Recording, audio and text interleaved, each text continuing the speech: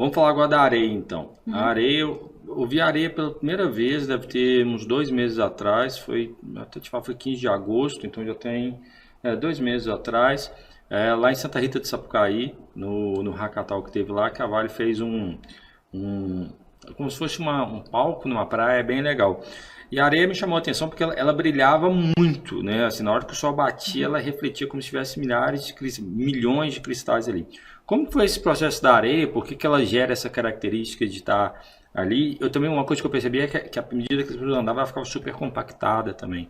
Me conta um pouco da história da areia também e qual que é, pode deixar isso para o final, assim, qual que é o impacto da areia quando a gente fala de sustentabilidade? Sim, tá, ótimo. Bom, começando pela última pergunta aí, né? A areia é o segundo recurso mais consumido no mundo. Isso aí é de acordo com o relatório da Organização das Nações Unidas, publicado em 2019.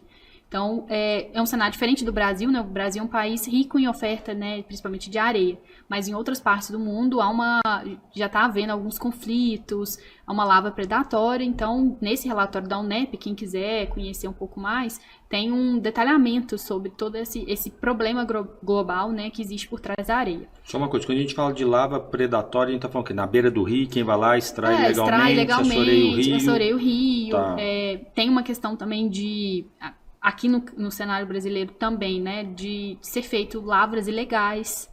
Não, então a gente tem uma série de coisas, não só predatoriamente, né, mas também de forma ilegal. Então tem alguns aspectos atrelados por trás da areia que são negativos e que quando a gente pensa que os rejeitos de minério de ferro podem ser uma solução sustentável, a gente está tentando resolver esse problema, posso dizer, ambiental e social.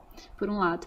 Mas, basicamente, né, o rejeito de minério de ferro, principalmente o rejeito arenoso, o rejeito total também, eles têm propriedades, né, eu falo que os rejeitos eles se diferenciam pela origem geológica deles e também pelos métodos de processamento, de beneficiamento empregados, né, então, lá no caso da Vale, né, o rejeito arenoso nosso, depois a gente adicionar alguns processos de tratamento, como separação magnética, filtragem e classificação, esse material se transforma numa areia, que tem, né, aquela característica... Só fazer um parênteses, quem não entendeu sobre separação magnética, filtragem e o que mais você falou? E classificação, a gente tem um princípio dentro do pensamento avançado da mineração que é fundamentos do negócio. E mais cedo ou mais tarde a gente vai trazer alguém aqui também para poder contribuir e entender todo esse processo. Desculpa ter te interrompido. Não, mas bom aspecto. A gente acaba empolgando e não prestando atenção nesses detalhes tão técnicos.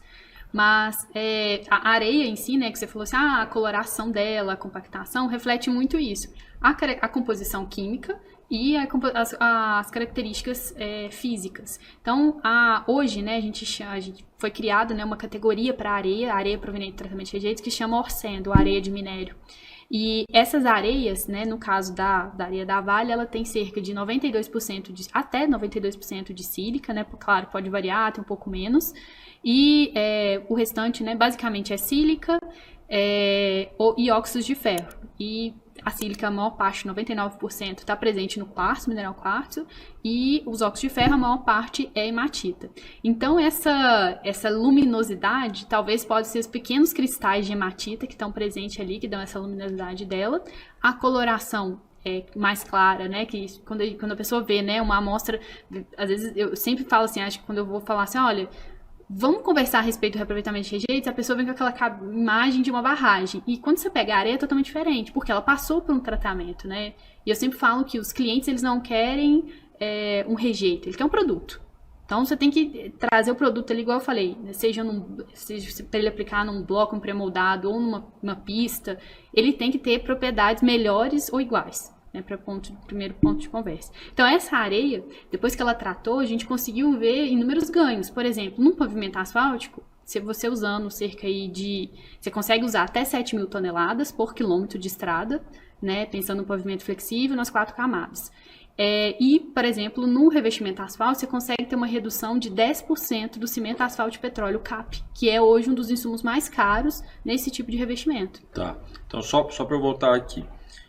No primeiro, qual que é o impacto? O primeiro, a gente tem dois lados, né? Você tem um impacto positivo, relacionado que você está ofertando uma alternativa sustentável, né, para esse mercado que é predatório, às vezes ilegal da areia. Esse é o primeiro aspecto relacionado à sustentabilidade. Depois, para as aplicações em si, para o negócio, para onde vai aplicar essa areia, a gente tem ganhos, né? Então, por exemplo, no concreto, eu consigo ter ganhos de redução no consumo de cimento.